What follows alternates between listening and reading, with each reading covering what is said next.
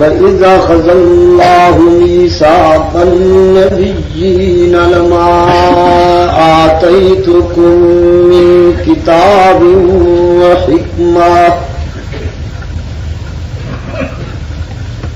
ثُمَّ جَاءَكُمْ رَسُولٌ مُصَدِّقٌ لِّمَا مَعَكُمْ لَتُؤْمِنُنَّ بِهِ وَلَتَنصُرُنَّهُ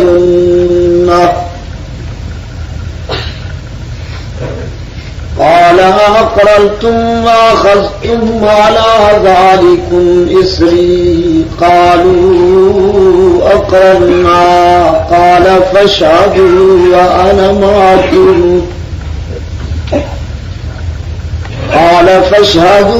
وأنا معكم من الشاهدين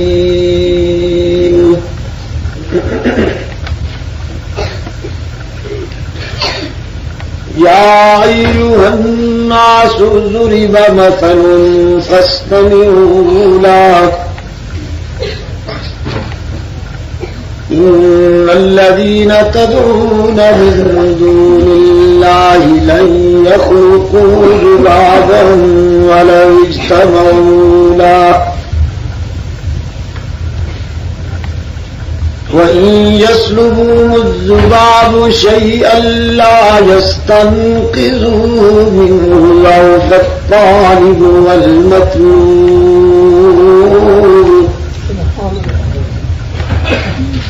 مَا قَدَرُوا اللَّهَ حَقَّ قَدْرِهِ إِنَّ اللَّهَ لَقَوِيٌّ عَزِيزٌ الله يصطفي من الملائكة رسلا ومن الناس إن الله سميع بصير يعلم ما بين أيديهم وما خلفهم وإلى الله ترجع الأمور يا أيها الذين آمنوا اركعوا واسجدوا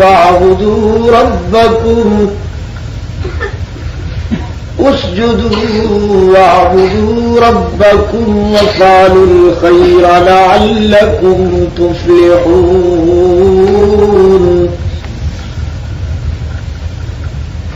وجاهدوا في الله حق جهاده هو اجتباكم وما جعل عليكم في الدين من حرج ملة أبيكم إبراهيم وسماكم المسلمين من قبل وفي هذا ليكون الرسول شهيدا عليكم وتكونوا شهداء على الناس فأقيموا الصلاة وآتوا الزكاة واعتصموا بالله هو مولاكم فنعم المولى ونعم النصير صدق الله مولانا العظيم وصدق رسوله النبي الأمي الكريم ونحن على ذلك لمن الشاهدين والشاكرين والحمد لله رب العالمين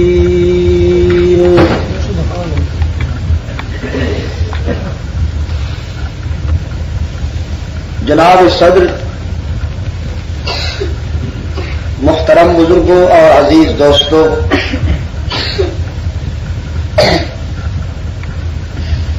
کھانسی پر کنٹرول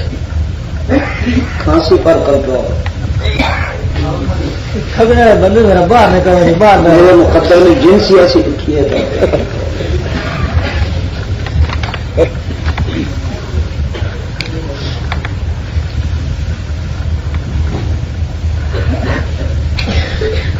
جب کوئی بات توجہ سے سنی جاتی ہے تو وہ یہ عالم نہیں ہوتا جو اب ہے.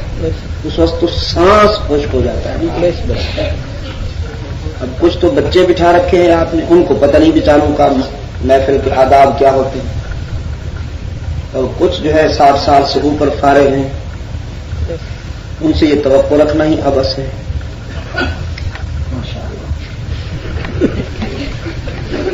لہذا اگر آپ نے مجھے کچھ کہنے دینا ہے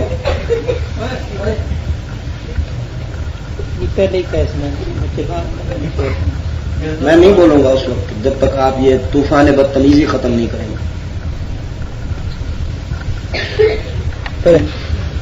لگے رہیے.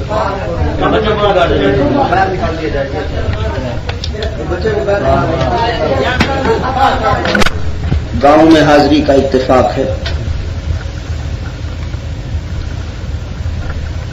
جن دوستوں نے میری یہاں حاضری کے پروگرام کو ترتیب دیا میں ان کا شکر گزار.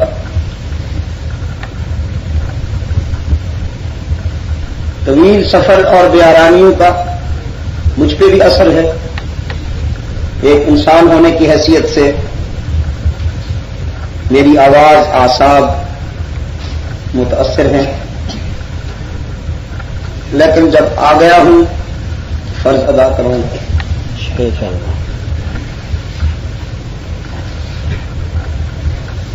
میں جب پہلی مرتبہ کسی جگہ حاضر ہوتا ہوں تو اپنے سامعین کو عالم ارواح میں خدا کے ساتھ کیے جانے والے اقرار کی یاد دہانی کراتا ہوں جو بنی نوع انسان نے اس دنیا میں آنے سے پہلے خدا کے ساتھ وعدہ کیا.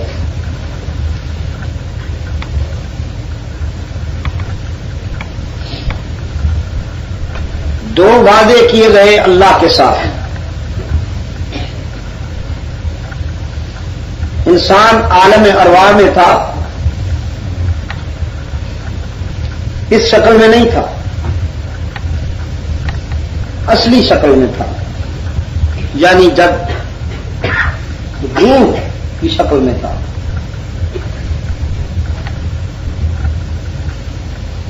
اور یہ بڑی عجیب بات ہے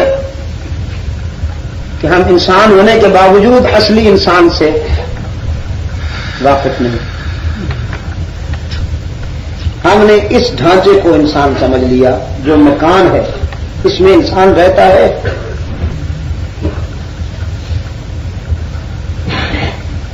مگر اصل انسان جو ہے اس سے اللہ نے وعدہ لیا، یعنی عالم ارواح میں. ایک مرتبہ حق تعالی نے اپنی ربوبیت کا اقرار لیا، پھر انبیاء کی روحوں کو جمع کر کے اپنے آخری رسول کی رسالت کا اقرار لیا.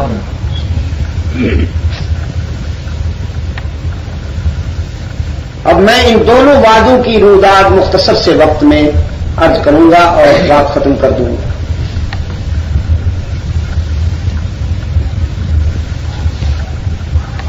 فرمایا وَإِذْ أَخَذَ رَبُّكَ مِن بَنِي آدَمَ مِن ظُهُورِهِمْ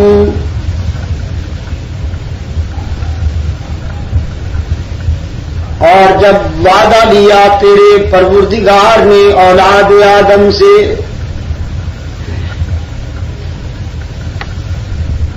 حضرت آدم علیہ السلام سے لے کر قیامت تک آنے والے تمام انسانوں کی روحیں اللہ نے اپنی قدرت کاملہ سے جمع فرمائیں.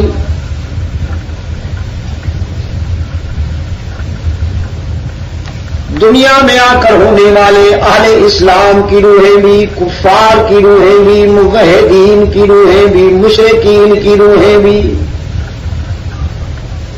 نمک حلالوں کی، نمک حراموں کی، شقاوت پسندوں کی، سعادت مندوں کی، کالوں کی، گوروں کی، عربیوں عاجمیوں کی،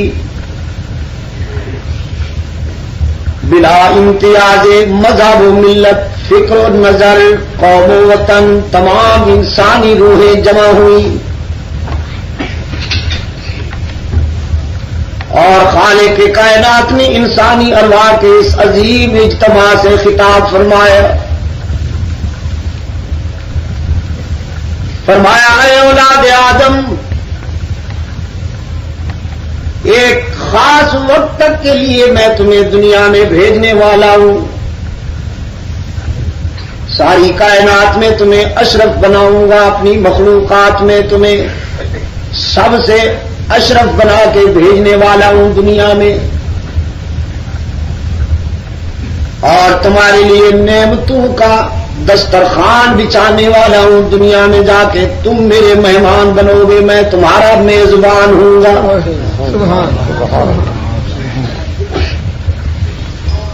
زمین کو تمہارے لیے بچھونا بناؤں گا، آسمان کو چھت بناؤں گا۔ أَلَمْ نَجْعَلِ الْأَرْضَ مِهَادًا وَالْجِبَالَ أَوْتَادًا وَخَلَقْنَاكُمْ أَزْوَاجًا وَجَعَلْنَا نَوْمَكُمْ سُبَاتًا وَجَعَلْنَا اللَّيْلَ لِبَاسًا وَجَعَلْنَا النَّهَارَ مَعَاشًا وَبَنَيْنَا فَوْقَكُمْ سَبْعًا شِدَادًا وَجَعَلْنَا سِرَاجًا وَهَّاجًا۔ ہم زمین کو تمہارے لیے مسخر بنائیں گے، وہ زمین جس میں فولاد جیسی سخت چیز بھی دفن کی جائے تو کچھ دنوں کے بعد زمین اسے خاک بنا دیتی ہے، لیکن اے ابن آدم، جب تو اسی زمین کے پیٹ میں اپنا دانہ دفن کرے گا تو وہ تیرے دانے کو خاک بنانے کے بجائے گلزار بنا کر تیرے ایک دانے کو کئی دانوں میں بدل کے تیری امانت واپس کرنے پر پابند ہوگی۔ سبحان اللہ۔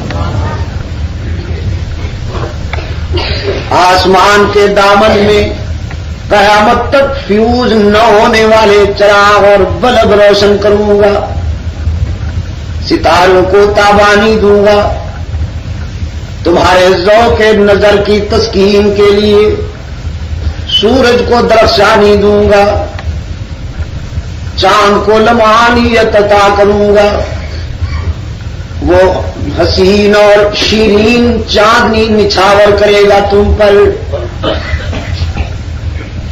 پہاڑوں کو سنجیدگی عطا کروں گا، گلشن مہکیں گے، انادر چہکیں گے، سبزے لہکیں گے تمہارے لیے، صبح کو سویرا عطا کروں گا، راتوں کو اندھیرا عطا کروں گا تمہارے لیے۔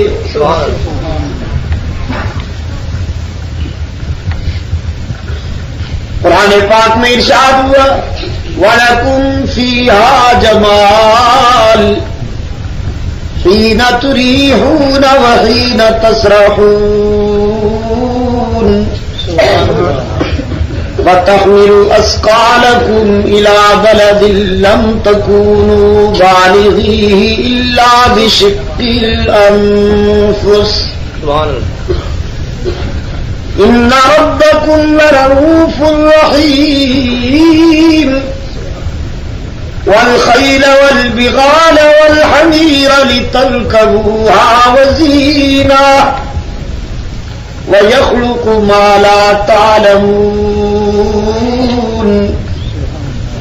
جانور اور مویشی بھی تمہاری غلامی کے لیے ہوں گے، کچھ تمہارا بوجھ اٹھائیں گے، کچھ تمہارے ٹانگے ریڑھے کھینچیں گے، کچھ تمہیں دودھ پلائیں گے، کچھ تمہیں اپنا گوشت مہیا کریں گے تمہاری غذا کے لیے، کچھ ساری زندگی پنجرے میں بند رہ کے قید تنہائی میں گزاریں گے، کچھ تمہارے ڈیرے پر بندھے ہوئے تمہارے ذوق کی تسکین کریں گے، رب کائنات نے فرمایا یہ میرا لطف و کرم ہوگا کہ تم میرے بنو نہ بنو، لیکن میری مخلوق تمہاری بغاوت نہیں کرے گی، وہ بہرحال تمہاری اطاعت پر پابند ہوں گے۔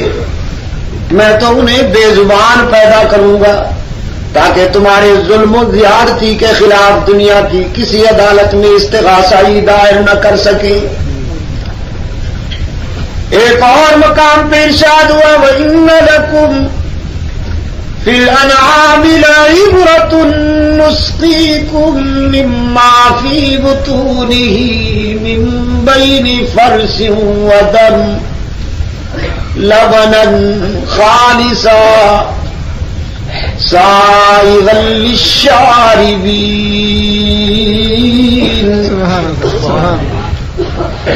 ہم نے مویشیوں میں بھی تمہارے لیے عبرت رکھ دی۔ اگر کتب خانوں میں جانے کی توفیق نہیں، لائبریریوں میں جانے کا وقت نہیں، قرآن و حدیث سمجھنے کے لیے وقت نہیں ملا، موقع نہیں ملا، رب العالمین نے فرمایا دودھ کا گلاس بھی تمہارے سامنے مبلغ بن کے آتا ہے، ذرا ایک لمحہ سوچنا کس نے بھیجا، کہاں سے آیا؟ تیرے جانور کی رنگت سیاہ، اس کی گوبر بدبودار، اس کا خون سرخ، لیکن دودھ کا گلاس پینے سے ایک لمحہ پہلے ذرا سوچنا وہ کون سی ذات ہے جو تیرے گلاس میں آنے والے دودھ میں بھینس کی سیاہی کو بھی شامل نہیں ہونے دیتی؟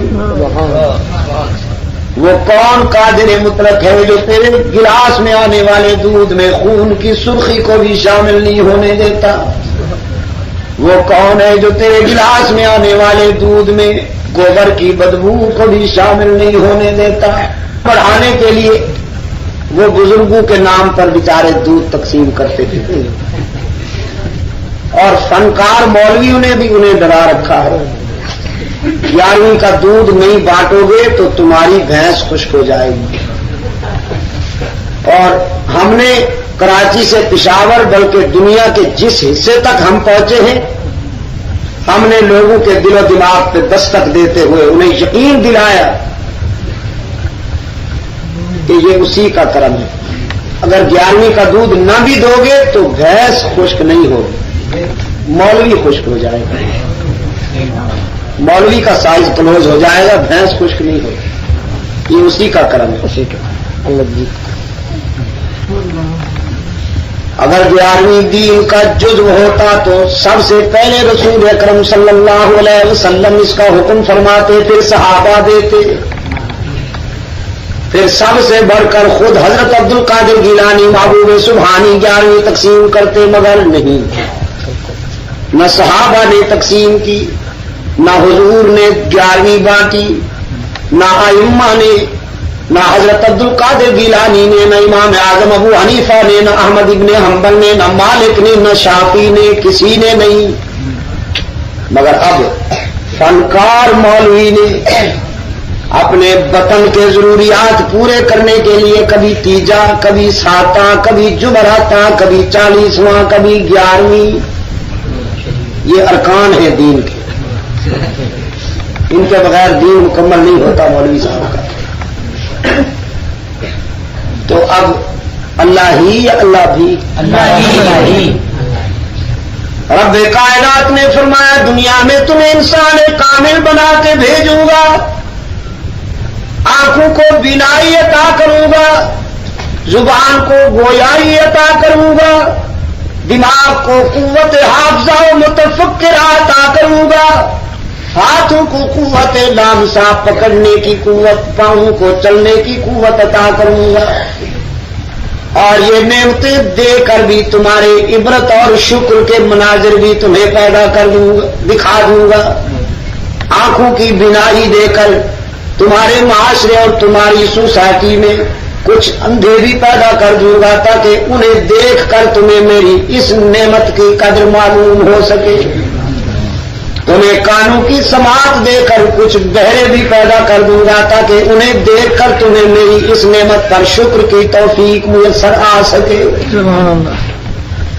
تمہیں زبان و بیان کی فصاحتیں دے کر کچھ گنگے بھی پیدا کر دوں گا، تمہیں ہاتھوں پاؤں کی سلامتی دے کر کچھ زمین پر رینگتے ہوئے لولے لنگڑے بھی نظر آ جائیں گے، تاکہ انہیں دیکھ کر تمہیں میری ان نعمتوں کی قدر معلوم ہو سکے۔ تمہیں جوانی، شباب اور صحت عطا کر کے کچھ بستر علالت پر ایڑیاں رگڑنے والے بیمار اور مریض بھی تمہیں نظر آ جائیں گے۔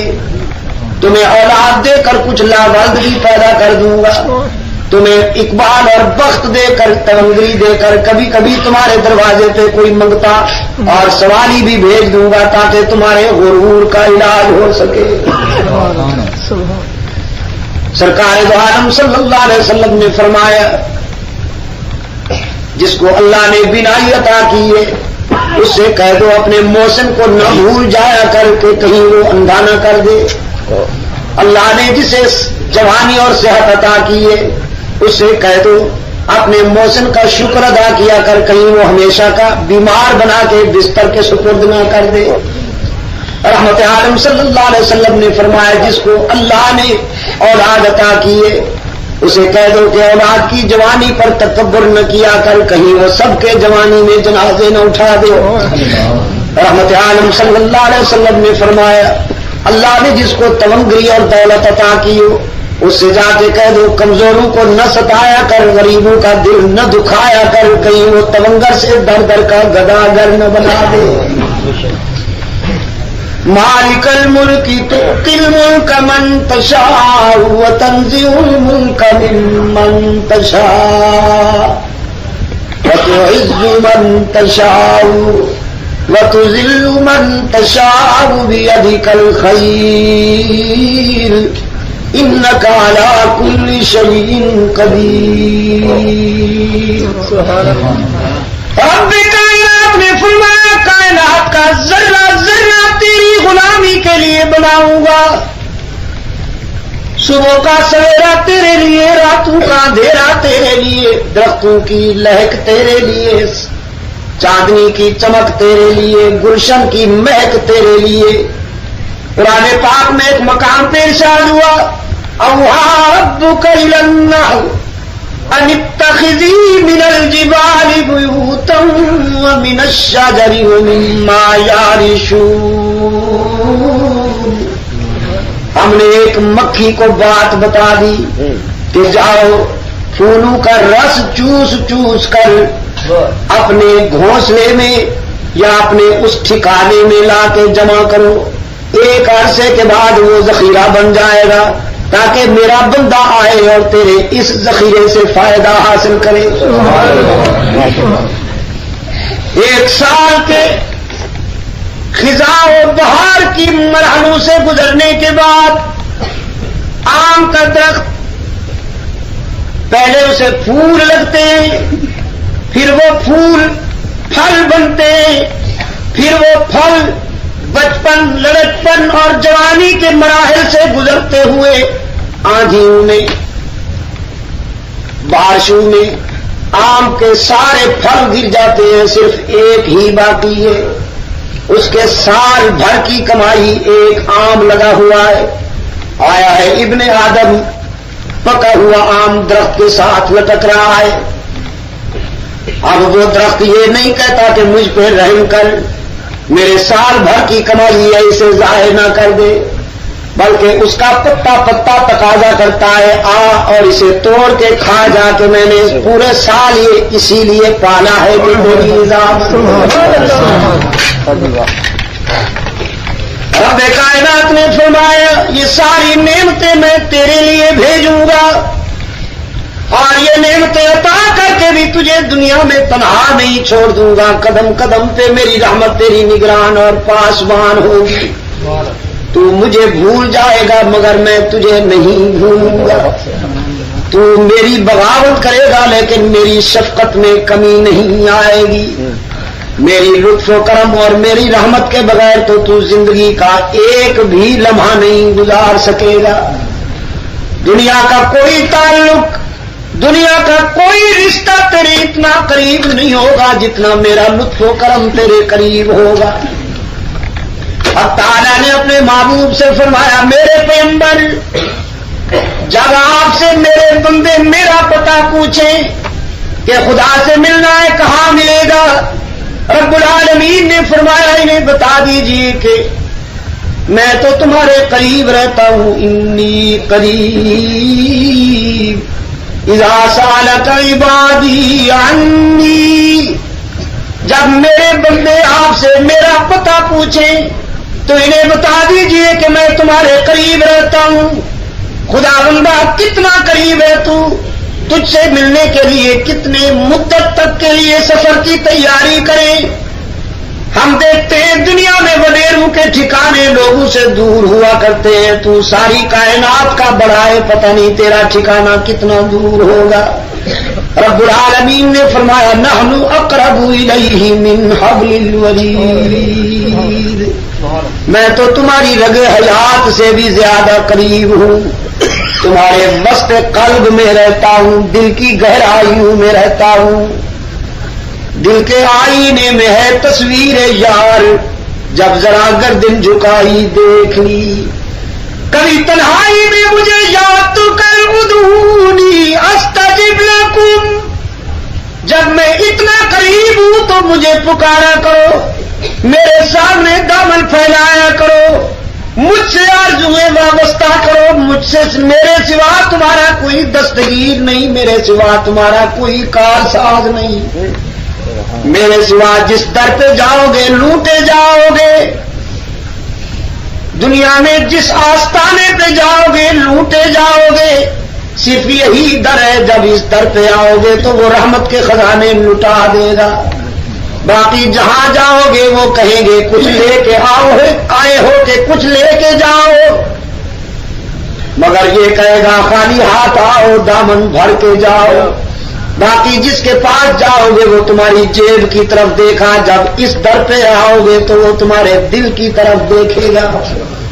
رب کائنات نے فرمایا میرے محبوب نبی عبادی انی انا الغفور الرحیم، میرے بندوں کو اطلاع کر دیجئے کہ تمہیں اپنے گناہ ڈراتے ہیں لیکن میری رحمت کا بھی تو کوئی ٹھکانہ نہیں، جس نے بہت سے گناہ کر لیے ہوں، جس نے خطاؤں سے زندگی بھر لی ہو، ندامت اور شرمندگی میں ڈوبا ہوا ہو، رب العالمین نے فرمایا اسے کہہ دیجئے ایک مرتبہ میرے در پہ آ تو صحیح، جبین نیاز جھکا تو صحیح، میرے لطف و کرم کو آزما تو صحیح، تیرے آنے میں دیر ہے میرے راضی ہونے میں دیر نہیں ہوگی۔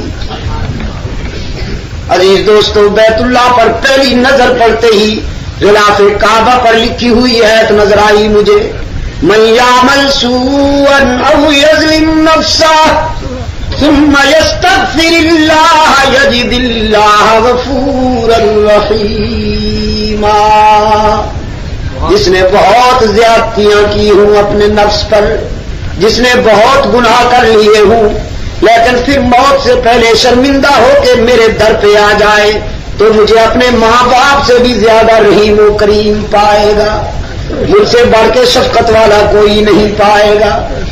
حبیب کبریا صلی اللہ علیہ وسلم نے حدیث قدسی بیان فرمائی ہے کہ جب ساری دنیا پہ رات کا سناٹا حکمرانی کرتا ہے اور خطا کار بندے گناہوں کو سمیٹ کر بستر پہ غفلت کی نیند سو جاتے ہیں، اس وقت اس کی رحمت آتے آسمان دنیا پہ پکارتی ہے حل من مستغفر، ہے کوئی مجھ سے صلح کرنے والا، میں راضی ہونے کے لیے تیار ہوں، تم نامراد ہو کے آؤ میں بامراد کر دوں، تم رسوائیاں لے کے آؤ میں بابرو کر دوں، تم محروم ہو کے آؤ میں تمہارا دامن بھر دوں۔ رات کے ابتدائی حصہ سے لے کر آخری حصہ تک اللہ کی طرف سے یہ پکار ہوتی رہتی ہے۔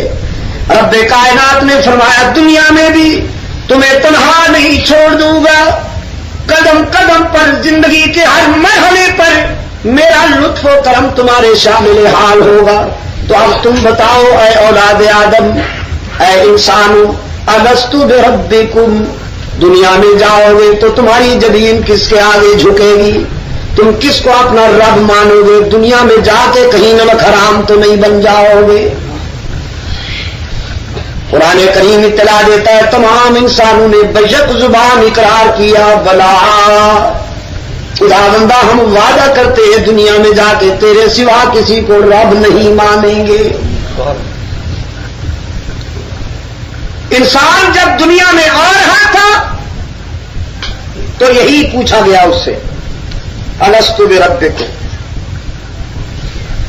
اور جب دنیا چھوڑ کے عالم بقا کو جائے گا تو برزخ کی پہلی سیڑھی پر یہی سوال ہوگا من ربک. سرکار دو عالم صلی اللہ علیہ وسلم نے فرمایا جس نے اللہ کے ساتھ کسی کو شریک نہ کیا ہوگا چاہے اس کے گناہ تو بہت ہوں لیکن خدا کی ذات و صفات میں اگر اس نے کسی کو شریک نہیں کیا تو اسے توفیق میسر آ جائے گی, وہ صحیح جواب دے گا ربی اللہ. لیکن اگر کسی نے سجدے تو بہت کیے ہوں, تسبیحیں تو بہت پڑھی ہوں, جبہ تو لمبا پہنا ہو, بظاہر بڑا نیک نظر آئے, مگر خدا کے ساتھ اس نے کسی اور کو شریک بنا لیا ہو, جب اس سے عالم برزخ کے پہلے زینے پر پوچھا جائے گا من ربوں کا تو صحیح جواب اس سے نہیں بن پڑے گا, آئیں بائیں شائیں کر کے چکرا جائے گا. انسان جب دنیا میں آ رہا تھا تو الست بربکم, جب دنیا سے جائے گا تو من ربک. قرآن کریم کو آپ جب شروع کریں پڑھنے کے لیے تلاوت کریں, قرآن شروع ہوتے ہی یہی وعدہ یاد دلاتا ہے الحمدللہ رب العالمین. پھر تلاوت کے دوران کئی مرتبہ قرآن یہ وعدہ یاد دلائے گا اعبدوا ربکم الذی خلقکم والذین من قبلکم لعلکم تتقون. اور جب قرآن کریم ختم ہونے کے قریب آئے گا تو تجھ سے رخصت ہونے سے پہلے پھر وہی فرض ادا کرے گا قل اعوذ برب الفلق قل اعوذ برب الناس, کہ یہ مت بھول جانا کہ تو وعدہ کر چکا ہے اپنے اللہ کے ساتھ کہ تیرا رب وہی ہے. میرے عزیز دوستو, عالم ارواح میں تمام انسانوں کی روحیں اپنے پیدا کرنے والے سے یہ عہد کر کے آئی ہیں کہ ہم دنیا میں جا کر تیری ذات و صفات میں کسی اور کو شریک نہیں بنائیں گے. اور شراکت کا مفہوم یہ نہیں ہے کہ کوئی پتھر کا یا مٹی کا مجسمہ بنا کر خدا کے ساتھ شریک کیا جائے. یار لوگ کہتے ہیں نا دور حاضر کے فنکار کہ وہ جو مشرک تھے وہ تو مجسمے بناتے تھے, مٹی کے اور پتھر کے مجسمے بناتے تھے, خدا بناتے تھے. جھوٹ بولتے ہیں. وہ مجسمے بناتے تھے بزرگان دین کے اور خدا کے ساتھ شریک یوں کرتے تھے کہ جو صفتیں اللہ کی ہیں وہ بزرگوں پہ خود کرتے تھے. سرکار دو عالم صلی اللہ علیہ وسلم جب فاتح بن کر مکہ میں تشریف لائے ہیں اور بیت اللہ میں آپ نے بحیثیت فاتح قدم رکھا ہے تو اس میں حضرت ابراہیم علیہ السلام کے نام کا بھی ایک مجسمہ تھا, حضرت اسماعیل کے نام سے منسوب بھی ایک مجسمہ تھا, اور انبیاء علیہ الصلوۃ والسلام سے منسوب مجسمے تھے. سرکار دو عالم صلی اللہ علیہ وسلم نے جب وہ توڑے ہیں تو یہ فرمایا ہے کہ یہ تمام بندگان خدا تو بت گری مٹانے کے لیے آئے تھے, خدا ان مشرکین کو غارت کرے کہ ان ظالموں نے ان بندگان خدا کے نام سے مجسمے تراش لیے. آپ سمجھے میری بات؟ حضرت نوح علیہ الصلوۃ والسلام کی قوم جس نے سب سے پہلے شرک کی ابتدا کی, انہوں نے بھی 5 اللہ کے برگزیدہ بندوں کے نام پر آستانے بنائے, ود, سوا, یغوث و یعوق اور نصر کے. ان پر جھنڈیاں لہرائیں, ان پر مجاور بن کے بیٹھے, نذرانے وصول کیے لوگوں سے اور لوگوں کو یہ کہا اگر خدا سے ملنا ہے تو پہلے یہاں آؤ, ان کو خوش کرو پھر خدا ملے گا. اور رحمت عالم صلی اللہ علیہ وسلم نے جب فاران کی بلندیوں پر اپنا موقف نشر فرمایا تو مشرکین مکہ کہنے لگے آمنہ کے لال ہم تو خدا کو مانتے ہیں, آپ وہ بات کیجئے کہ جو بالکل نہیں ہو. ہم تو خدا کو ماننے والے ہیں, ہم تو خدا کے گھر کا طواف بھی کرتے ہیں, اللہ کے سجدے بھی کرتے ہیں, ہم مشکلات میں بھی خدا کو پکارتے ہیں, اللہ کے نام پر چیزیں بھی تقسیم کرتے ہیں. رحمت عالم نے فرمایا یہ مجھے بھی پتا ہے تم خدا کا بھی سجدہ کرتے ہو اور میں منوانے کے لیے آیا ہوں کہ خدا کا ہی سجدہ کریں. تم کہتے ہو کہ ہم خدا ہی سے سب کچھ مانگتے ہیں. کب مانگتے ہو اللہ سے؟ یہ ادھر کیوں جا رہے ہو لات و منات اور عزا و حبل کے آستانوں پر؟ کہنے لگے وہ چونکہ خدا کے پیارے ہیں. ما نعبدهم الا ليقربونا الى الله زلفا. وہ اللہ کے پیارے ہیں اور ہم چونکہ گناہگار اور روسیاہ ہیں. ہماری سنتا نہیں, ان کی ٹھکراتا نہیں, ہماری ان کے آگے, ان کی خدا کے آگے. رحمت عالم صلی اللہ علیہ وسلم نے فرمایا شیطان نے تمہیں دھوکہ دیا. تم مارے گئے اس تصور میں کہ خدا تمہاری سنتا نہیں. میں تو تمہیں یقین دلانے کے لیے آیا ہوں کہ وہ اپنے در پہ کسی آنے والے کو ٹھکراتا نہیں. اگر خدا سے ملنا ہے تو تنکوں کے سہاروں کی ضرورت نہیں. وہ ہر وقت ہر مقام پہ تمہاری پکار سنتا ہے اور قبول کرتا ہے. میرا عزیز دوستو, شرک یہ ہے کہ جو صفت اللہ کی ہے اس میں کسی اور کو شامل کیا جائے. ہر جگہ موجود اللہ کی صفت ہے. اب کوئی یہ کہے کہ پیغمبر بھی ہر جگہ موجود ہے. اللہ الغیوب اللہ کی صفت ہے. اب کوئی اور یہ کہے کہ صاحب پیغمبر بھی اللہ الغیوب ہوتے ہیں.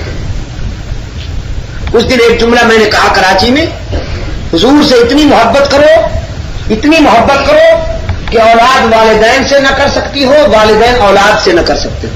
اتنی محبت کرو. دنیا کا کوئی چاہنے والا کسی محبوب سے اتنی محبت نہ کر پائے جتنی تم رحمت للعالمین سے کرو. مگر صرف اتنا کہنا چاہتا ہوں کہ محبت کو آزاد نہ چھوڑ دو, محبت کو پابند کراؤ, کر دو محبوب کی منشا کرو. تمہاری محبت پابند ہونی چاہیے سرکار دو عالم صلی اللہ علیہ وسلم کی منشا کی. اگر تم نے محبت میں رسول اللہ کی منشا کو ملحوظ نہ رکھا تو ٹھوکر کھا جاؤ گے, یہودیوں کی طرح اور عیسائیوں کی طرح. انہوں نے انبیاء سے محبت کی مگر محبت کو آزاد چھوڑ دیا. یہودیوں نے حضرت عزیر سے محبت کی, کہنے لگے ہمارا نبی تو خدا کا بیٹا ہے. عیسائیوں نے حضرت عیسیٰ سے محبت کی, کہنے لگے عیسیٰ کوئی معمولی آدمی ہے, خدا کا بیٹا ہے. رحمت عالم صلی اللہ علیہ وسلم نے اپنے رضاکاروں سے فرمایا جب مجھ سے محبت کرنا تو ہوش میں رہنا, ہوش میں رہنا. میں پہلے اس کا بندہ ہوں پھر اس کا پیغمبر ہوں. انی عبد اللہ و رسول ہوں. پہلے میری بندگی کا اقرار کرو پھر میری رسالت کا اقرار کرو. کلمہ شہادت میں بھی یہی ہے, اشہد ان لا الہ الا اللہ و اشہد ان محمدن عبدہ. پہلے عبدہ پھر رسول. میں کہا کرتا ہوں اگر صدیق اکبر سے کوئی گر سیکھے حضور کی محبت کا تو سوال ہی پیدا نہیں ہوتا کہ ٹھوکر کھا جائے. صدیق اکبر رضی اللہ تعالیٰ عنہ نے محبت کی ہے آقا سے. محبت اتنی کھری ہے کہ قیامت تک کوئی صدیق اکبر کی طرح حضور کو محبت کر نہیں سکتا, چاہ نہیں سکتا. خود رسول اللہ صلی اللہ علیہ وسلم نے خراج پیش کیا, فرمایا اگر میرے پوری امت کی محبت کا وزن, میری پوری امت کے ایمان کا وزن ترازو کے ایک پلڑے میں رکھ دو اور دوسرے پلڑے میں میرے یار غار ابو بکر کی محبت و ایمان کا وزن رکھ دو, خدا عالم اگر اس ترازو کو اٹھا لے تو میری پوری امت کے ایمان و محبت کے مقابلے میں ابو بکر کے ایمان و محبت کا وزن بڑھ جائے. لیکن مجال ہے کہ زندگی کے کسی موڑ پہ جناب صدیق اکبر نے ٹھوکر کھائی ہو. وصال کا دن محبوب کا, وصال کا دن چاہنے والوں کے لیے قیامت سے کم نہیں ہوتا. لیکن جناب صدیق اکبر رضی اللہ تعالیٰ عنہ وصال نبوی کے دن بھی باہوش ہے. فاروق اعظم رضی اللہ تعالیٰ عنہ زخمی شیر کی طرح مدینہ کی گلیوں میں گھومتے تھے, فرماتے تھے خبردار اگر کسی نے کہا رسول اللہ فوت ہو گئے ہیں تو میں اس کا سر قلم کر دوں گا. جناب صدیق اکبر رضی اللہ تعالیٰ عنہ نے فاروق اعظم کا بازو پکڑا, اسے بٹھایا. صحابہ کرام جمع ہو گئے. جناب صدیق اکبر نے وہاں جو خطبہ دیا ہے وہ کسوٹی ہے, معیار ہے رسول اللہ کو چاہنے کے لیے. حضور سے محبت کرنے کے لیے معیار ہے. خاص نگاہوں سے فاروق اعظم کو دیکھا. باقی امت سے عمومی خطاب تھا اور ابن خطاب سے خصوصی خطاب تھا جناب صدیق اکبر کا. فرمایا من کان یعبد محمدا فإن محمدا قد مات. جو محمد عربی صلی اللہ علیہ وسلم کی عبادت کرتا تھا, جس نے محمد کو خدا سمجھ رکھا تھا, میں اسے بتا دینا چاہتا ہوں کہ اس کا خدا فوت ہو گیا. من کان یعبد محمدا فإن محمدا قد مات. یہ مات کا صحیح ترجمہ کروں تو آپ پچا نہیں سکیں گے. صحیح ترجمہ کروں نا جی. یہ جو اجمی لوگ ہیں نا بیچارے, یہ نہیں پچا سکتے حضرت. میں کہتا ہوں ابھی میں معالج ہوں نا, میں تو مریض کی حالت دیکھ کے دوا دوں گا. دوا صحیح دوں گا انشاءاللہ, اس میں کوئی ملاوٹ نہیں ہوگی, کھڑا دوا ہوگا, لیکن دوں گا مریض کی حالت کو دیکھ.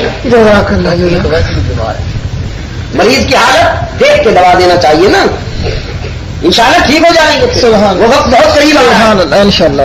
میں نے کراچی سے پشاور تک جائزہ لیا ہے, انسانوں کو پڑھا ہے میں نے, اور میں علی وجہ البصیرت آپ کو یقین دہانی کراتا ہوں. دیہات کے رہنے والے مخلص مسلمانوں, جگمگاتے شہروں میں کراچی کے لاکھوں کے اجتماع میں نے محسوس کیا کہ اللہ کے فضل و کرم کے ساتھ اس دور کا انسان کس سے کہانی ٹوٹکوں سے اکتا چکا ہے. اب وہ قرآن کی روشنی چاہتا ہے. میں نے محسوس کیا کوئی شک قرآن کے اجالوں سے انسان قریب ہو رہا ہے, اور انشاءاللہ وہ وقت بہت قریب ہے کہ جب صحت ٹھیک ہو جائے گی اور پھر سب کچھ بچے گا. من کان یعبد محمدا فإن محمدا قد مات. جس نے اللہ کے رسول محمد عربی صلی اللہ علیہ وسلم کو معبود سمجھ کر ہمیشہ رہنے والا سمجھ لیا تھا, میں اسے بتا دینا چاہتا ہوں کہ اس کا معبود ہو گیا. ومن کان یعبد اللہ, اور جو اللہ کی عبادت کرنے والا ہے میں اسے خوشخبری سناتا ہوں کہ فإن اللہ حی لا یموت. وہ ہمیشہ رہنے والا ہے, اس پہ کبھی موت نہیں آئے گی. جناب صدیق اکبر رضی اللہ تعالیٰ عنہ نے فرمایا میں رسول کا عاشق ضرور ہوں, میں رسول کا محب ضرور ہوں, لیکن پاگل نہیں ہوں, بے ہوش نہیں ہوں. میں نے رسول اللہ سے محبت کرنا سیکھا ہے, رسول کی منشا کو ملحوظ رکھتے ہوئے. میں محبت کے راستے میں بھی کوئی قدم ایسا نہیں اٹھاتا جو محبوب کی منشا کے خلاف جائے. جس پہ کبھی موت نہیں آئے گی, جس پہ کبھی موت نہیں آئے گی, وہ صرف اللہ کی ذات ہے. اور خدا کے سوا باقی جو کچھ بھی ہے زمین میں, کل من علیہا فان, کل نفس ذائقۃ الموت, سب پہ موت آنے والی ہے. یہ اور بات ہے کہ پیغمبر کی جس طرح زندگی پاکیزہ ہے اس کی موت بھی پاکیزہ ہے. جس طرح کے رسول کی زندگی پاکیزہ ہے اس کی موت بھی پاکیزہ ہے. مگر ہے ضرور, اگر کوئی یہ سمجھتا ہے کہ خدا کی طرح رسول بھی ہمیشہ رہنے والی ذات ہے, اس پہ موت نہیں آئے گی, تو صدیق اکبر نے اس غلط فہمی کو دور کر دیا. اور پھر ریفرنس دیا, قرآن پاک سے حوالہ دیا جناب صدیق اکبر کے عشق میں, باشعور عشق میں. وما محمد الا رسول قد خلت من قبله الرسل افإن مات أو قتل انقلبتم على أعقابكم ومن ينقلب على عقبيه فلن يضر الله شيئا. جس طرح پہلے انبیاء اور رسول اپنا مشن پورا کر کے خدا کے جوار رحمت میں چلے گئے, ہمارے آقا و مولا بھی اپنا مشن پورا کر کے اللہ کے جوار رحمت میں تشریف لے گئے ہیں. اب ہم نے رونا دھونا نہیں ہے, اپنے آقا کے مشن کو پورا کرنا ہے. جب تک جیئیں گے اپنے محبوب کے مشن کو پورا کریں گے. زندگی کا ایک ایک لمحہ رسول اللہ کے پروگرام کے لیے وقف کر دیں گے. فاروق اعظم فرماتے ہیں صدیق اکبر کی زبان سے یہ جملے سن کر اب مجھے یقین ہو گیا کہ آقا نامدار فوت ہو گئے ہیں, قرآن کی آیتیں سن کر تو مجھے یوں محسوس ہوا جیسے ابھی نازل ہو رہی ہے. تو یوں کیجئے محبت. ہاں یہودی اور عیسائیوں کی طرح نہ کیجئے کہ خدا سے جا ملائیے. یہ آزاد محبت جو ہے نا بڑی خطرناک ہوتی ہے. آزاد محبت آزاد محبت ہے نا کی تو محبت ہے ظاہر میں، مگر بیوی کو جو ماں کہہ دی ہے. گر سر کے مراتب نہ کمی زندگی سر کے مراتب ضروری ہے. میرے دین دوستو اللہ کے رسول کی تعلیمات کے صدقے جاؤں. رسول اللہ صلی اللہ علیہ وسلم نے تو آداب نظر سکھا دیے، پھر عقیدے کے آداب تو بڑی نازک ہے. آداب نظر سکھائے ہیں پیغمبر نے. تمہاری آنکھوں کے سامنے بیٹی آئے گی، تمہاری بہن آئے گی، آنکھوں کے سامنے تمہاری بیوی آئے گی، ماں آئے گی، سب کے لیے آداب مختلف ہیں. بیٹی سامنے آئے تو شفقت کی نظر سے دیکھو، بہن سامنے آئے تو رحمت کی نظر سے دیکھو، بیوی سامنے آئے تو حکومت کی نظر سے دیکھو، ماں سامنے آئے تو اطاعت کی نظر سے دیکھو. یہ سوشل آداب ہے، سوسائٹی کے آداب ہے. تو پھر عقیدے کے آداب نہیں ہے. بزرگان دین کو ان کے مقام پر، ایک عام آدمی کو اس مقام پر، عالم کو علم کے مقام پر، اولیاء کو ولایت کے مقام پر، صحابہ کرام کو ان کے خصوصی مقام پر، انبیاء اور رسول کو نبوت اور رسالت کے مقام پر، اور اللہ کو الوہیت کے مقام پر. ساری دنیا کے ہم پر ایک عالم کا مقابلہ نہیں کر سکتے. ساری دنیا کے عالم ایک یزدہ شناس ولی اللہ کا مقابلہ نہیں. ساری دنیا کے بڑی، ساری دنیا کے صدیقین و مجاہدین، ساری دنیا کے مفکرین و مفسرین، ساری دنیا کے عابدین و زاہدین، اقطاب، زہاد، ابرار و اخیار ایک صحابی کا مقابلہ نہیں کر سکتے جس نے حالت ایمان میں رسول اللہ کو اپنی نگاہوں سے دیکھا. اور پھر سارے صحابہ ایک نبی کا مقابلہ نہیں کر سکتے. اور پھر سارے عالم، سارے زاہد، سارے صوفی، سارے ابرار، سارے صحابی، سارے ائمہ، سارے شہید، سارے صدیقین، سارے انبیاء، سارے رسول، سارے فرشتے، سارے ستارے، چاند، سورج، عرش، لوح و قلم، جنت کی بہاریں، دنیا کے ساری نعمتیں کملی والے کا مقابلہ.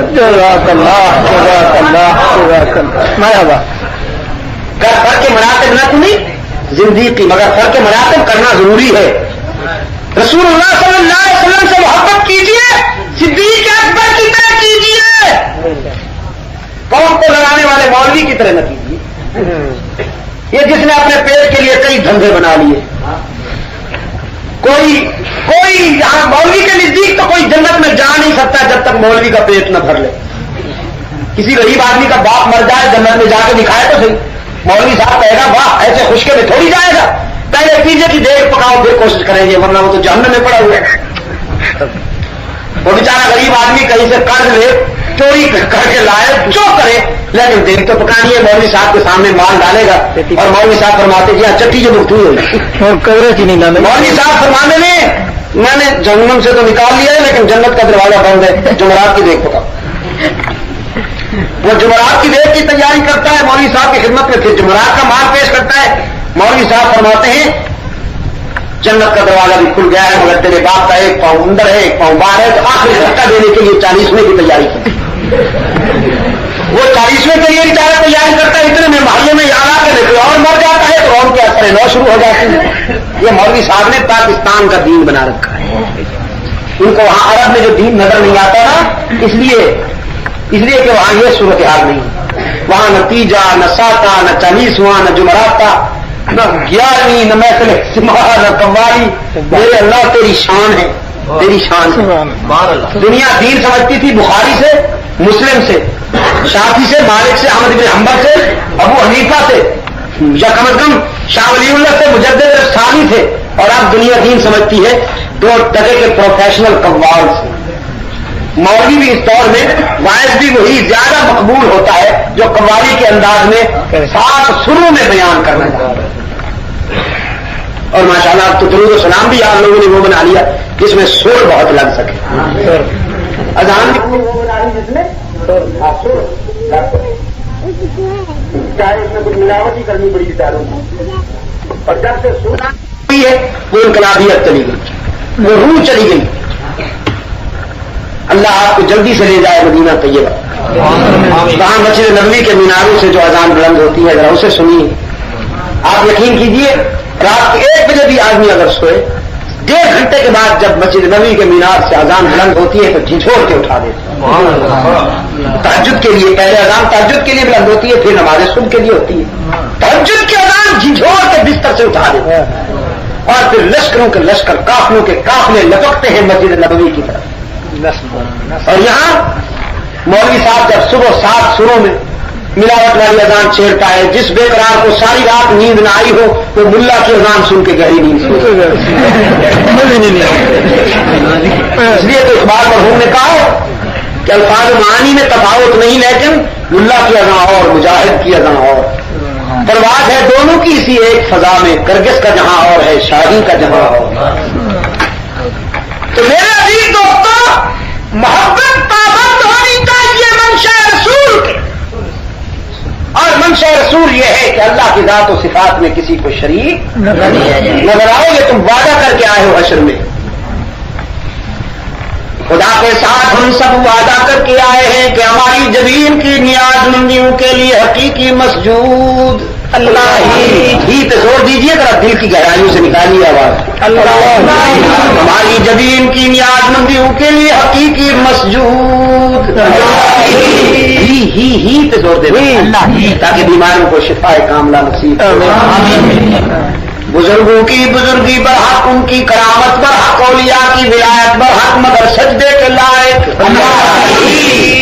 ہم یہ وعدہ کر کے آئے ہیں کہ دنیا میں جائیں گے خدا بندہ تیری ذات و صفات میں کسی کو شریک نہیں بنائیں گے. ہر جگہ موجود اللہ الغیوب, جو ہو چکا جو ہونے والا ہے اسے جاننے والا کون؟ انبیاء ہوں یا رسول, اولیاء ہوں یا علماء, خدا کے سوا جو بھی ہے وہی جانتا ہے جو خدا بتائے. خدا نہ بتائے تو کوئی نہیں جانتا, نہ ولی جانتا ہے نہ نبی. نبی ولی وہی جانتے ہیں جو خدا بتائے. وہ دیکھیے نا نہیں بتائے بیٹے کے دکھ میں رو رو کے آنکھیں سفید کر دی, حالانکہ بیٹا محفوظ ہے. بیٹا محفوظ ہے. ڈالنے والوں نے کنویں میں ڈالا, بچانے والوں نے شاہی گھرانے تک پہنچا دیا. بچانے والے نے شاہی گھرانے تک پہنچا دیا. جناب یوسف مقتول نہیں ہوئے, محفوظ ہے. اور جناب یعقوب یہاں کنعان میں وہ عزت آئی من الحزن, رو رو کے آنکھیں سفید کر بیٹھے. نہیں بتایا جب تک 7 سال گزر گئے روتے ہیں, اور جب بتانے پہ آ گیا تو کرتا مصر سے روانہ ہوا, خوشبو کنعان میں پہنچا دی. کس نے کرم؟ اور چکی والوں چکید کے دوستوں, حضرت یوسف علیہ السلام کا بھی عقیدہ یہی تھا کہ مجھ پہ ساری مہربانیاں کرنے والا وہی ہے. اس لیے کہ جب یوسف علیہ السلام کے بھائیوں نے جب وہ غلہ مانگنے کے لیے شاہی دربار میں آتے ہیں, انہیں پتا تو نہیں ہے کہ تخت شاہی پہ وہی بیٹھا ہے جس کو ہم نے کنویں میں ڈالا تھا. وہ تو شاہد مصر سمجھ کے آئے ہیں, شاہد مصر سمجھ کے آئے ہیں. لیکن حضرت یوسف علیہ السلام کے سامنے آ کر چہرے پہ نظر پڑتے ہی انہیں شبہ ہوا کہ یہ چہرہ تو دیکھا والا ہے. ایک دوسرے کو متوجہ کرتے ہیں, دیکھو نا ہم نے پہلے بھی اسے دیکھا ہے کہیں, لیکن شاہی آداب کی وجہ سے نظر بھر کے غور سے دیکھ بھی نہیں سکتے, کنکھیوں سے نظر بچا کے. تو میں آخر ہوں نا انہوں نے شک سی کہ یوسف ہے کہ نہیں, تو یوسف نو پک سی کے میرے پرانے مہربان حضرت یوسف علیہ السلام نے سکوت توڑیا، فرمایا هل علمتم ما فعلتم بيوسف واخيه إذ أنتم جاهلون. کچھ یاد ہے کہ نہیں زمانے جہالت تسی یوسف تے یوسف دے بھائی نال کی برتاؤ کیتا سی، کی سلوک کیتا سی، کچھ یاد ہے کہ نہیں؟ حضرت یوسف کی زبانی یوسف کا نام سن کے چکرائے، کہنے لگے انک لانت یوسف، ابھی پھر دساں گے کہ ابھی یوسف نال کی کیتا سی، پہلے تو دس کتنے تو وہی یوسف تے نہیں. حضرت یوسف علیہ السلام نے فرمایا انا یوسف وہذا اخی، الحمدللہ میں ہوئی یوسف آتے میرا بھائی ہے بنیامین. وہ کہنے لگے اسی تے تانوں کھوئے سٹیا سی، اسی تے تہاڈا بازار تے جلوس بھی کر بیٹھے ہاں، ماتم بھی کر بیٹھے ہاں، تسی ایتھے کیویں؟ سب تو پہلا جلوس مظلوم دا خون پچان واسطے، سب تو پہلا جلوس انسانی تاریخ وچ برادران یوسف نے کرے. حضرت یوسف نو خون سٹ کے حضرت یوسف دے کتے نو جھوٹا خون مل کے وہ علم بنایا، ایک اگے اٹھا کے تے باقی پیچھے.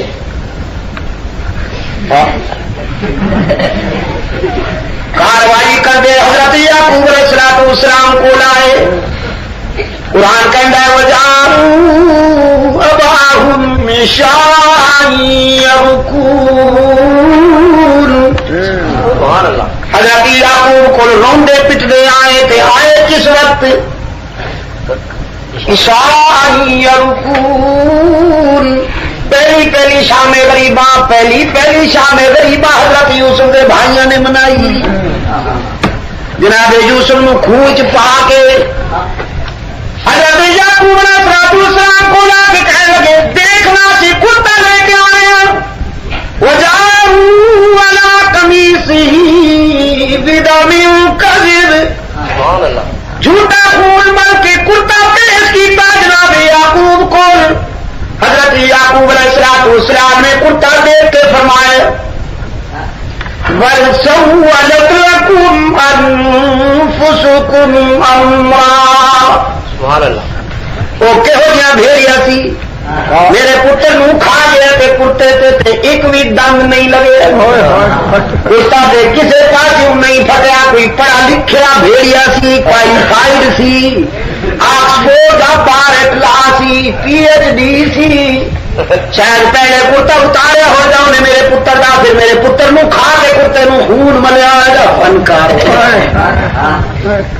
وَلْسَوَّلَتْ لَكُمْ أَنفُسُكُمْ أَمْرًا. ساری بڑی سازش معلوم ہوں ہے، سارا تہاڈا منصوبہ معلوم ہوں.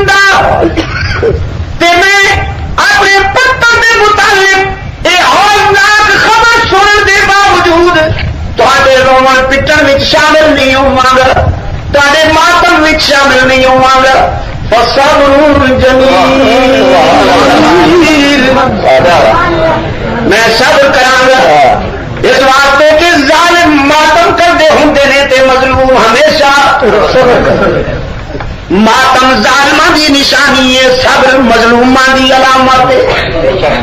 ماتم ظالماں دی نشانی ہے تے صبر مظلوماں دی علامت ہے. وہ آخر لگے اسی تے تانوں کھوئے پائے تسی ایتھے کیویں؟ حضرت یوسف علیہ السلام نے فرمایا دشمن اگر قمیص نگہباں کبھی طرف قد من اللہ علینا، تسی مٹان کی کوشش کی پر میرے وارث نے میرے تے احسان کیتا. یہ نام نہیں ہے چکی شریف والو. حضرت یوسف علیہ السلام نے دادے کا نام نہیں لیا. جی پنجاب کا جاہل آخر ہے پیر کامل ہونا چاہیے، بادشاہ رب نال کے تعلق کی ضرورت ہے. بڑی ہوگی تو بھاوے نہ ہوگی، بس پیر کامل ہونا چاہیے. بتا دے ٹھکانے لا رہی ٹھکانے چھوڑ دی گھر انشاءاللہ بک کرنا جھاڑو اور نہ کوئی اور چیز آ جاتی ہر 6 مہینے پھر دم نہ دھوکہ نہ کمائیں گے احمد کھائیں گے ہم یہ کامل ہونا چاہیے. حضرت یوسف علیہ السلام نے پیو کا نام بھی نہیں لیا دادے کا نام بھی نہیں لیا. میں جی لینا تو سجدہ تے سی پیو کا نام لے تو یعقوب دادے کا نام لے تو ابراہیم جی نسل 14,000 انبیاء پیدا ہوئے. پر پیو کا نام لیا دادے کا فرمایا قد من اللہ علینا. ساریا مشکلات میری دستگیری کرنے والا تے میری مشکلات حل کرنے والا کون؟ اللہ. ہی تے زور نہیں لایا تسی. ساریا مشکلات میری دستگیری کرنے والا کون؟ پھر نبیاں ولیاں دا دستگیر ہوئے تے سادہ مشکل کشا کون؟ باقی سارے ڈھکوسلے باقی سارے تلیوات میں باقی ساریا کہانیاں تے توڑ کے سچی کھری تے پکی گل کہی ہے کہ مشکل کشا کون؟ عادت روا کون؟ ساز کون؟ جگہ موجود ساری زمین واسطے سچا مسجود اللہ الغیوب. وَإِذْ أَخَذَ اللَّهُ مِيثَاقَ النَّبِيِّينَ. پہلے وعدے کی روداد مکمل. ہوں اگلا وعدہ اللہ نے اپنے نبیوں جمع کیتا تے فرمایا میرے پیغمبرو تمہیں میں کتاب و حکمت دے کے دنیا میں بھیجاں گا. تسی جا کے اپنی نبوت کا فریضہ ادا کرو گے. چکی والو نبوت کا فریضہ کی ہے؟ سو رب دی اللہ کے گھر میں بیٹھو. کوئی نبی آستانہ پرست نہیں. کسی نبی نے تویز گنڈا ویچ ویچ کے جھنڈیاں دے چھاویں بہ کے جھنڈیاں دے چھاویں بہ کے زلفاں بڑھا کے جبا پا کے رنگ برنگیاں چادر اوڑھ کے نادان انسانوں ذہنی تے معاشی طور پہ ایکسپلائٹ نہیں کیتا. کسی نبی نے تعویذ گنڈا ویچ ویچ کے بیلنس بنایا. وما ارسلنا من قبلك من رسول الا نوحي اليه انه لا اله الا انا فاعبدون. حضرت آدم علیہ السلام تو لے کے کملی والے تک جو بھی پیغمبر آیا سب نے وہی توحید بیان کی تھی. سارے نے انسان یہ دعوت دیتی کہ سر وہ ہی اگے جھکاؤ وہ سوا کوئی تاری زمین واسطے مسجود نہیں وہ سوا کوئی کار ساز نہیں وہ سوا کوئی اللہ الغیوب تے مشکل کشا نہیں. رب العالمین نے فرمایا میرے پیغمبرو کتاب حکمت دے کے دنیا میں بھیجا گا تے تسی سارے تو بعد ثم جاءکم رسول تسی سارے تو بعد میرا رسول آئے گا. تسی سارے تو بعد آئے گا تے تسی سارے تو بعد لیکن وہ مقام تے مرتبہ یہ ہوئے گا کہ تسی اپنی اپنی قوم اور نبی بن کے جاؤ گے. آخر آنے والا میرا محبوب تسی نبیاں کا بھی نبی بن کے آئے گا. تہاڈی نبوت تے لوگاں بھی مان لینا ضروری تے آخر آنے والے میرے محبوب دی نبوت و رسالت تے تسی نبیاں نو بھی ایمان لے آنا ضروری. تسی سارے تو بعد آئے گا لیکن وہ مقام تے مرتبہ یہ ہوئے گا کہ وہ جس دھرتی تے چلے گا میں اس دھرتی دے تذکرے عرشے بنی تے کراں گا. اور جس شہر کا باشندہ ہوئے گا میں اس شہر کے در دیوار دے تذکرے عرشے بنی تے کراں گا. وہ لباس دیا اداواں قرآن دیا ایتاں بن گیاں. وہ سارے انبیاء دا امام بن کے آئے گا. لتؤمنن به ولتنصرن.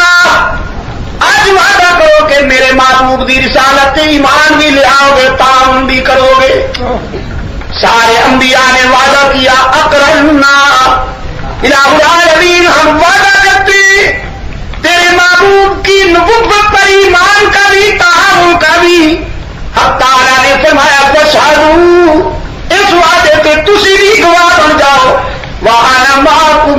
الشاہدین کہ میں بھی اس وادی تھوڑے نام گواہ بنے. حضرت ابراہیم علیہ السلام بیت اللہ کی تعمیر دے وقت التجا کرتے ہیں خداوند عالم دے حضور پروردگارا میں مدرسہ تے بنا چھوڑے ہوں اس مدرسے نو آباد کرنے والا محلے میں کامل بھی میری اولاد وچوں بھیج. بس میری محنت کا سلائے وے میرے پسینے کا سلائے وے کہ اس دارالعلوم وچ رشد ہدایت دے بین الاقوامی مرکز وچ معلم بن کے آنے والا تیرا آخری رسول جدی رسالت ایمان دا وعدہ تو عالم ارواح وچ لے لیا سی اونوں وی میری اولاد وچوں بھیج. ربنا وبعث فیہم رسولا منہم یتلو علیہم آیاتک ویعلمہم الکتاب والحکمت ویزکیہم انک انت العزیز الحکیم. حق تعالی نے اپنے خلیل دی دعا نو شرط قبولیت نال نوازے تے رحمت عالم صلی اللہ علیہ وسلم نو دعائے خلیل بنا کے بھیجیا. خلیل نے بنائے ہوئے مکتب وچ معلم بنا کے سرکار دو عالم صلی اللہ علیہ وسلم نے اس مرکز رشد و ہدایت تعلیم و تربیت کا سلسلہ شروع کیتا تلاوت آیات بینات کی روشنی نال تے اس مکتب وچ جڑی جماعت تیار ہوئی. اللہ اکبر. قرآن کریم کہندا ہے ایک مکتب ہدی للعالمین معلم رحمت للعالمین.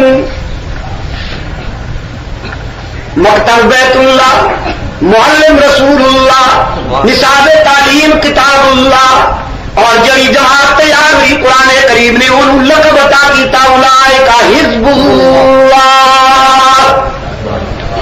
بیت اللہ دارالعلوم محمد رسول اللہ استاد کلام اللہ نصاب تعلیم حزب اللہ جماعت خداوند انہاں دا امتحان کس نے لیا؟ رب العالمین نے فرمایا اولئک الذین امتحن اللہ. انہاں دا امتحان بھی خود اللہ نے لیا. جس جماعت کا استاد محمد عربی ہوئے امتحان خدا تو سوا کوئی لے سکتا ہی نہیں. اب تعالیٰ نے امتحان لیا. خدا بندہ کس چیز کا امتحان لیا؟ اکھاں کا امتحان لیا کہ دیکھ دے کی میرے, زبان کا امتحان لیا کہ بول دے کی میرے, کنا کا امتحان لیا کہ سن دے کی میرے, ہاتھوں کا امتحان لیا کہ پکڑ دے کی میرے, پیروں کا امتحان لیا کہ چل دے کی میرے. رب العالمین نے فرمایا نہیں امتحان اللہ قلوبہم. میں تے رسول دے صحابہ دے دل دیا دھڑکنا کا امتحان لیا. لتقوا کرسیاں تعلیماں تے بٹھا کے میں انگاریاں تے لٹا کے امتحان لیا. اللہ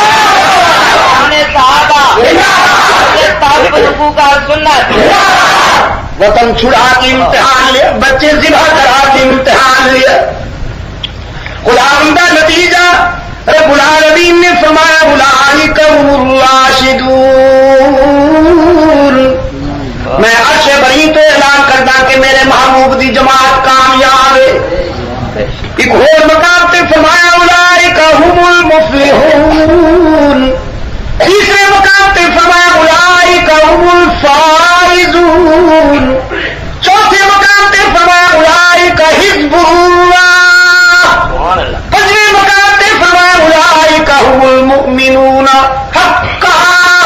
اے میرے نبی دی نبوت دے عینی گواہ دیتے میں انہاں دے ایمان دی حقانیت دا عینی گواہ. جنہاں نوں کمی والے دے ہاتھ لگ گئے وہ سارے کامیاب. صحابہ کرام سارے کامیاب تے سارے معیار حق و صداقت تے سارے ساڈیاں اکھاں دا نور تے ساڈے دل دا سرور. واخر دعوانا الحمدللہ.